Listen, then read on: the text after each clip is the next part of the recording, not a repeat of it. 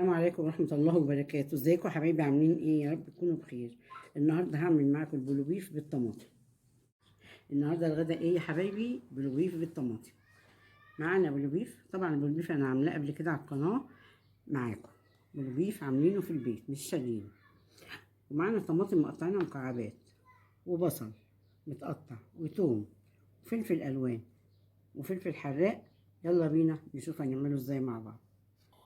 كده حطينا معلقة سمنة بلدي في الطاسة على النار، وهننزل البصل، ثوم،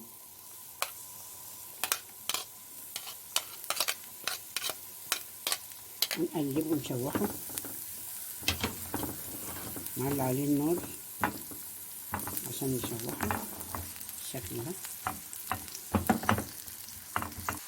كده احنا شوحنا البصلة وننزل الفلفل، شوحنا البصلة بالثوم، هنشوح الفلفل الألوان مع البصلة بالشكل ده.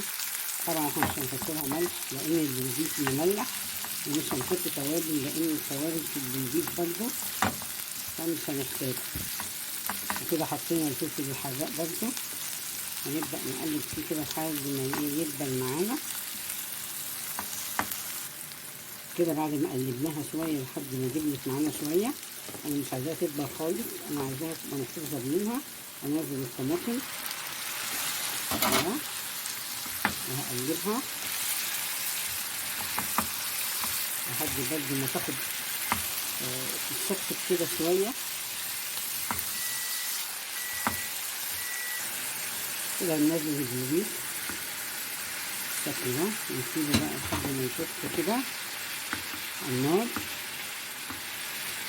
بعد ما يفك كده مع النار هنسيبه يشرب من الخلطة بالطريقة دي. هو مع السخونية هيفك كده.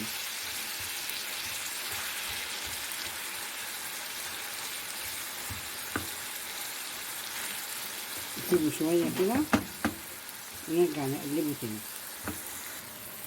كده بدأ يفك مع بعضه بالشكل ده. هنقلبه بقى كويس بالطريقة دي.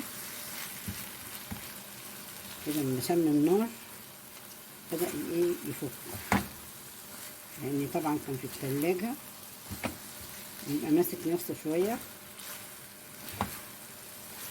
بس احلى حاجة انك انت تعملي كل حاجة على ايدك، يعني البلوبيف ده معمول على ايديا جميل جدا. يعني احلى حاجة انك انت تعمليه ببيتك في اي وقت تطلعيه. عايزة تعمليه ببيض هتعمليه، عايزة تعمليه بطماطم تعمليه، بيبقى جميل جدا. نسيبه بقى شوية على النار، بعد كده هنطفي عليه. كده خلصنا البلوبيف، مخدش معانا وقت بقى بالجمال ده. أكلة سريعة، يا رب تعجبكم وتجربوها. ما تنسوش تعملوا لنا لايك وشير، تشتركوا في القناة وتفعلوا الجرس عشان يوصلكوا كل جديد. والسلام عليكم ورحمة الله وبركاته.